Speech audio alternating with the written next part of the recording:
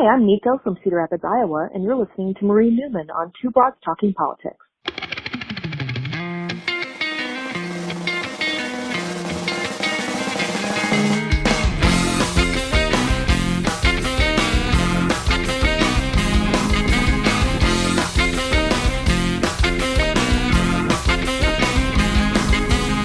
Are you listening?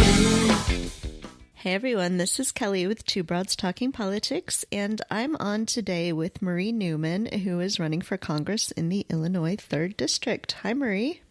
Hello, thanks for having me. Yeah, thanks so much for joining me. So to start, could you tell us just a little bit about your background and why you're running for Congress?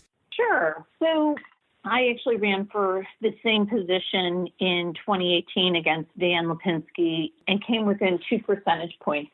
And the reasons haven't changed dramatically.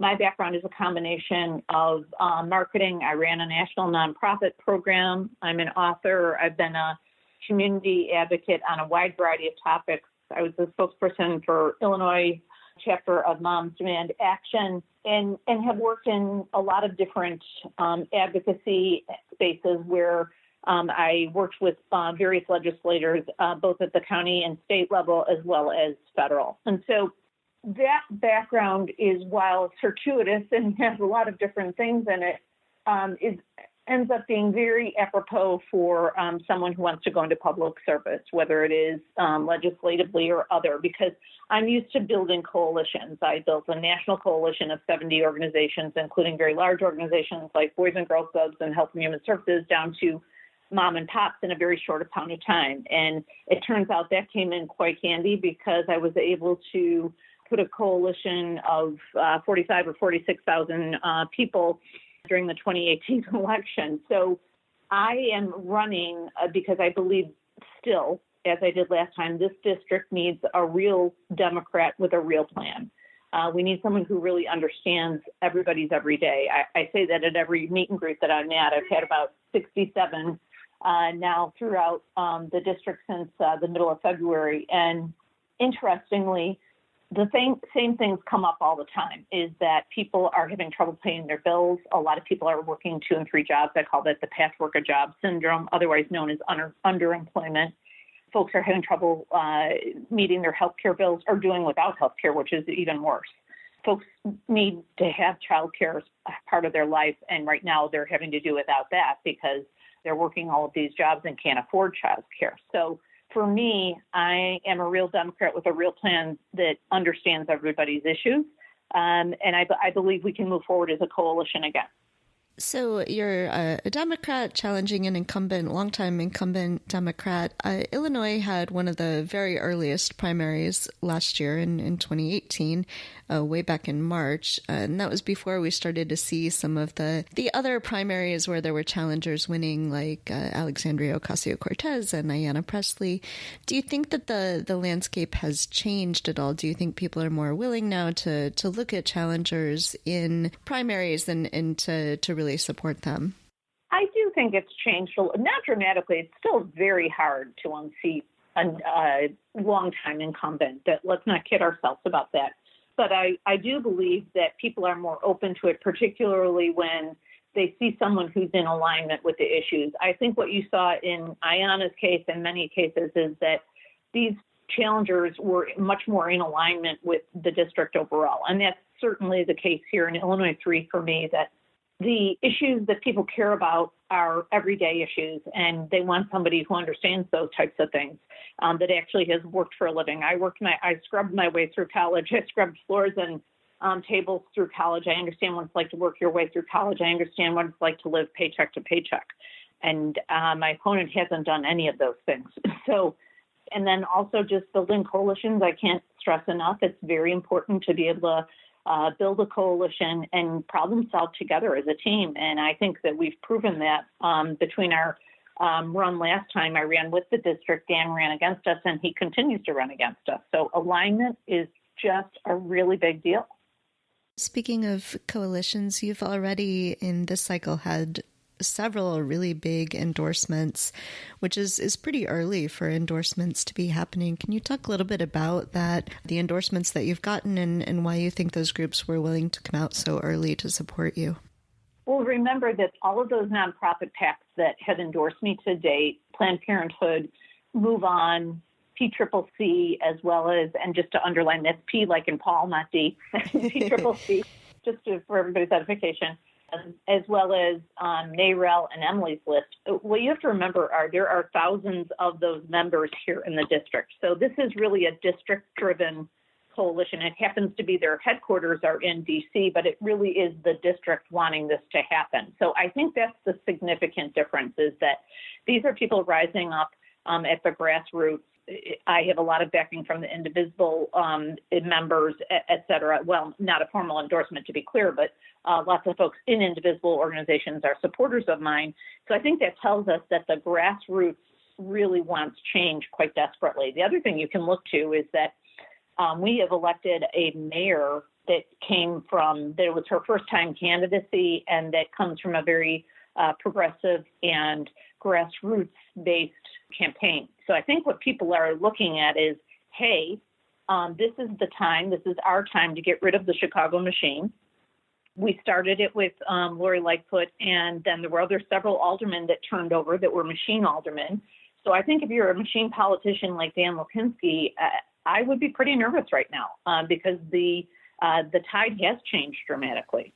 Let's talk some about the issues. You know, I look at a lot of candidate websites in preparation for these episodes, and you very prominently talk about transportation, which is not something that I see as many candidates talking about. Could you talk about some of the things that you would like to see done in transportation in ways that you would like to help the 3rd District? Yeah, I link my transportation policy to our overall platform of Everybody's Everyday. Our district interacts with transportation in a wide variety of ways, not just mass transit, but because we have more lines of track than any other district in this nation, in our district, it's a significant place. The transportation industry is very significant here. It's a large part of our GDP here in Illinois 3. It also is a source of pride for our district, too. The problem is that we have gone 15, 16 years under Dan Lipinski's tenure where we have some of the worst crumbling bridges out of all of Illinois, meaning in the top 10. And here he sits on the transportation committee, and we have crumbling infrastructure that hasn't been tended to. We have huge commute problems on some of our railways. And there are significant infrastructure sites that haven't even been assessed as a point to look at and incorporate green workforce training and green technologies. So I link our transportation with jobs as well as the green economy. I see, and you can see this on my white paper, that we need to start rebuilding our infrastructure, whether it is bridges or viaducts or stretches of road, our enhancements around railways with green technologies. We must start having green construction projects with, alongside that, green workforce training. And we have a strong plan for that. So transportation is a really big deal here. It's part of everybody's everyday.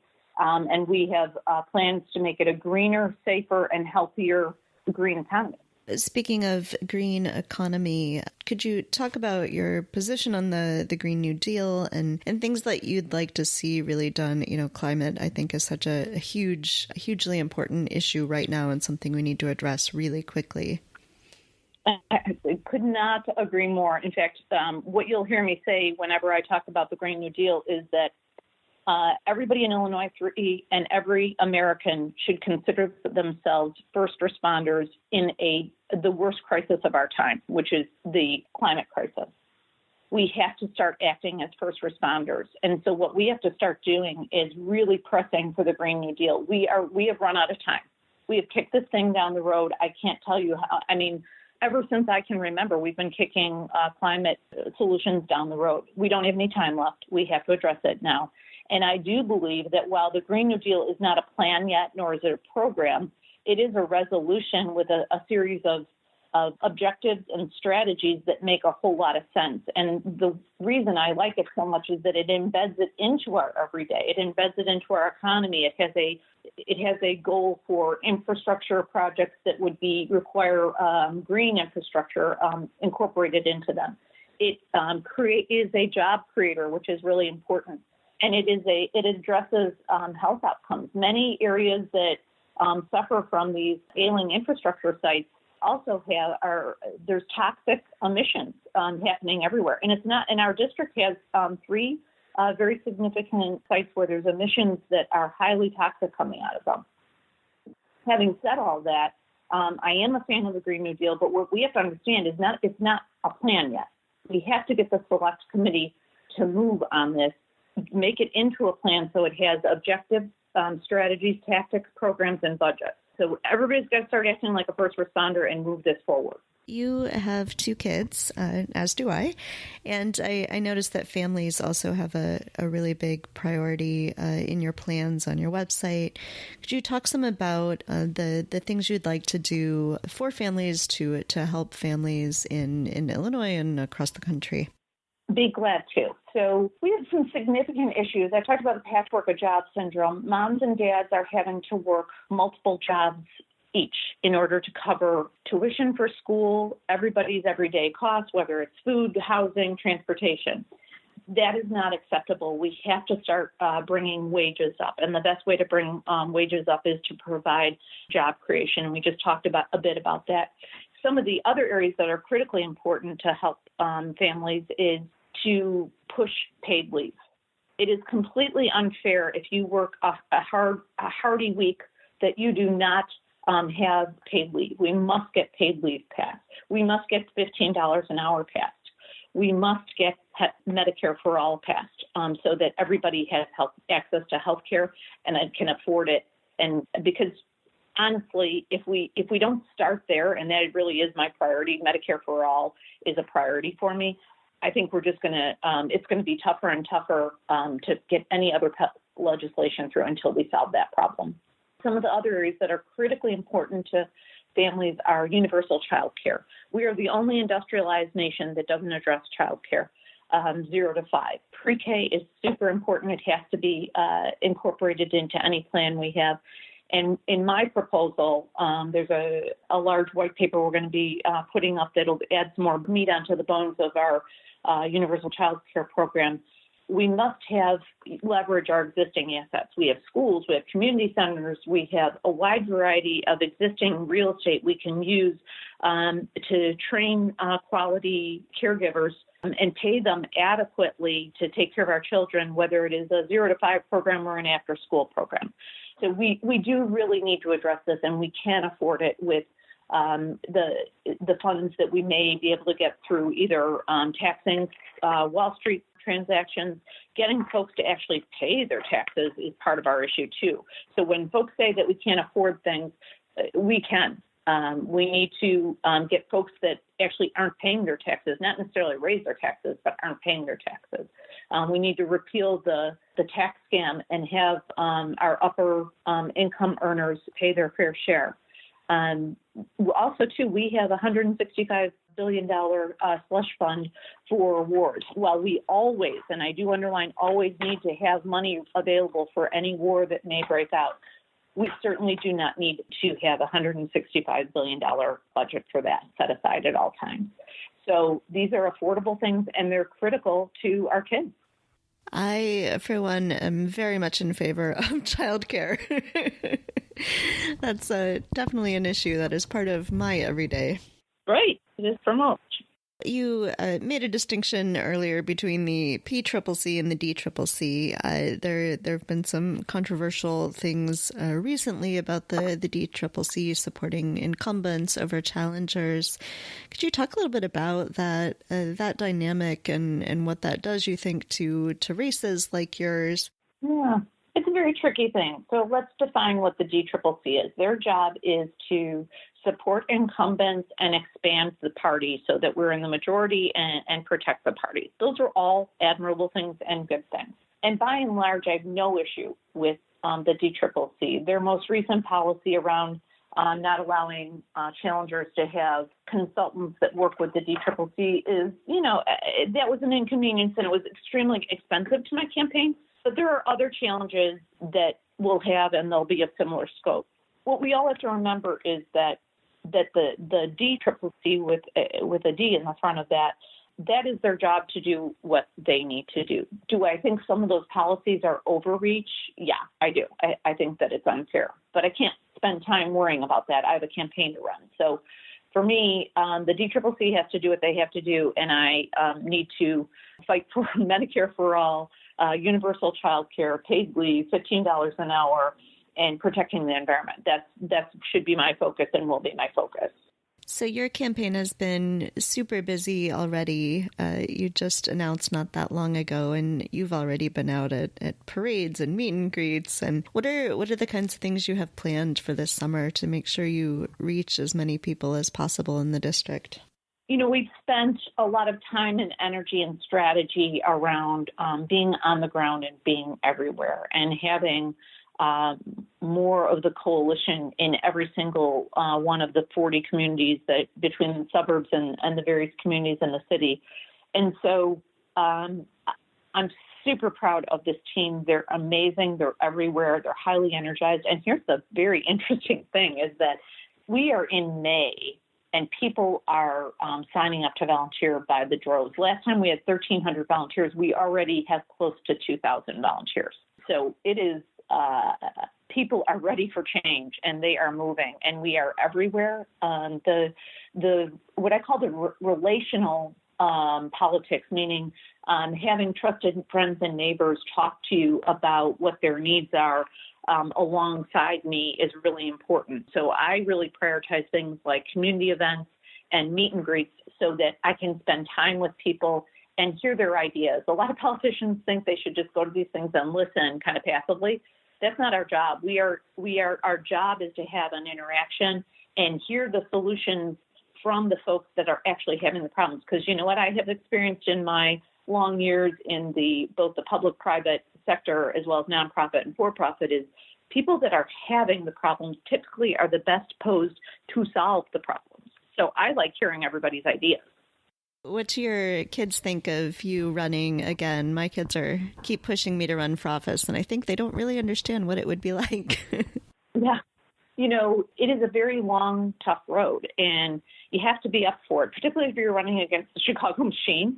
They do very ugly things, very, very ugly, and they did ugly things to my family last time. And we had a lot of good talks about that. And my kids are 150% behind me. My husband is ready to go and ready to win this thing. So my family, I'm blessed with a family that even though they got kicked around in a very depraved and disgusting way, we have rebounded.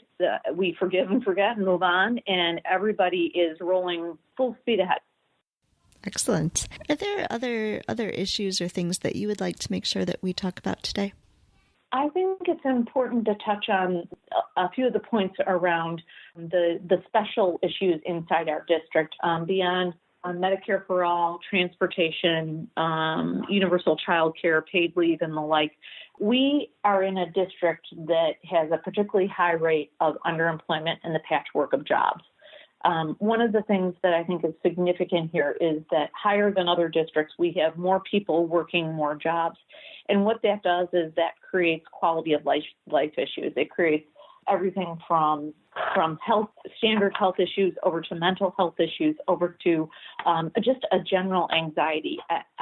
Having lived paycheck to paycheck at one point in my life, I know what it feels like to have that general anxiety hanging over you at all times.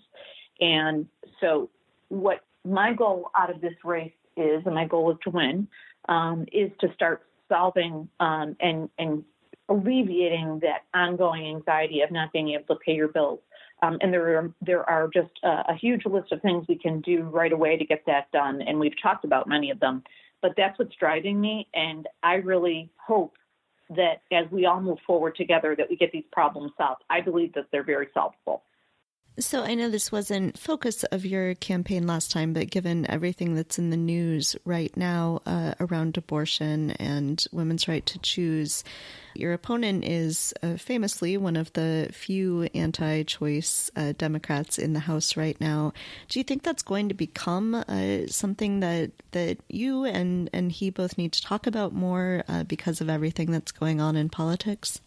Well, here's my perspective and it's really a simple one, because the compare and contrast between Dan and I is just really clear.